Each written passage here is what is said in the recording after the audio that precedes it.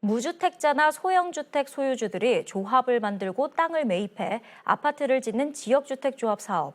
청약통장이 필요 없는 반값 아파트로도 불리지만 10%대의 낮은 사업 성공률 탓에 원수에게 추천하라는 우스갯소리가 나오기도 하는데요. 오늘 뉴스앤 이 사람에서는 지역주택조합 사업 왜 주의해야 하는지, 보완점은 없는지 지주택 전문 변호사로부터 들어봤습니다. 서울이나 경기권처럼 이제 땅값이 비싼 곳이면은 95%를 사기까지 자금을 모으는 것도 쉽지가 않습니다.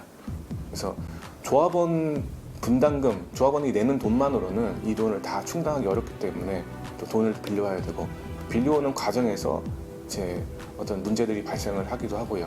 돈을 빌려온다 하더라도 이 땅값이라는 게 최초에 매입할 때는 적정가에 이제 매입을 할 수 있지만, 갈수록 이 95%에 가까워질수록 땅을 비싸게 매입할 수밖에 없는 그런 게 현실적인 문제가 있습니다. 예.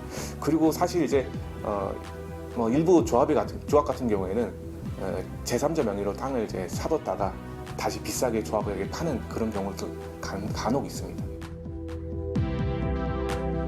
토지가 90% 이상 확보됐다, 전체 확보됐다, 그렇게 거짓말을 했는데 사실 알고 보니까 거의 대부분 확보되지 않았던 상황도 있고요. 그리고 최근에 가장 문제됐던 것 중에 하나가 안심보장 증서 같은 거를 발행해주면서 사업이 무산되면 돈을 다 돌려주겠다라고 홍보하고 그런 특약을 거르고 가입했는데, 나중에 사실 망하게 되면 돌려줄 돈도 없기 때문에 지킬 수 없는 약속이었던 것이고요.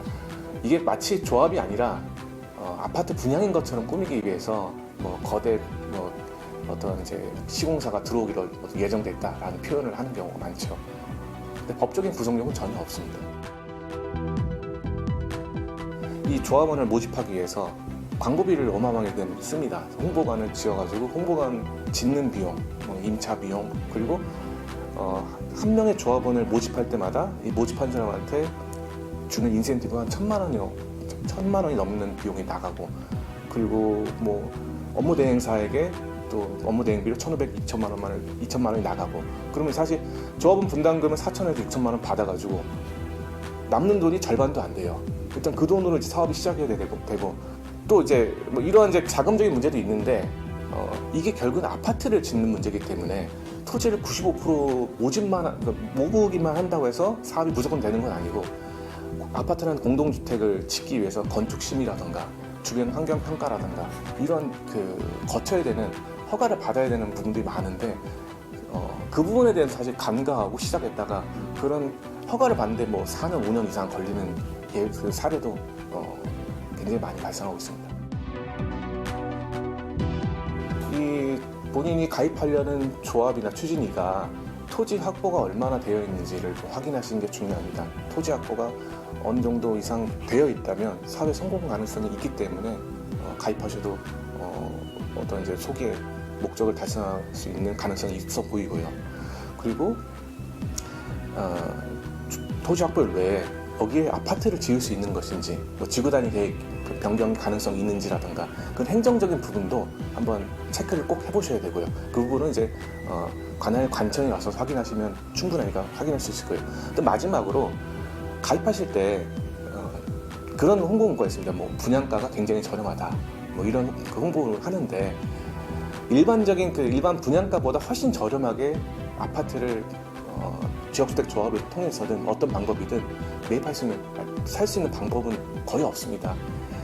처음 광고하는 비용보다 훨씬 많이 들 수밖에 없다는 것도 유념하시고 가입하셔야 됩니다. 그래요. 결국은 이제 돈 문제거든요. 그러면 가입할 때부터 이게 돈이 얼마나 들어가고 내가 내는 돈이 어디에 어떻게 쓰이고 이런 부분을 알고 가입하고, 그리고 조합원이 된 이후에도 그런 부분을 투명하게 집행이 되고 있다는 걸 알고서 진행이 된다면 어떤 잡음이라든가 쓸데없는 법적 분쟁도 발생할 여지가 좀 더 줄어들 수밖에 없는데, 지금까지 해왔던 것들을 좀 모아서 제도적으로 이런 방법이 있겠구나, 좀 그런 고민을 해서 법으로서 좀 더 보완하면 좀 더 좋은 제도가 되지 않을까 이렇게 생각합니다.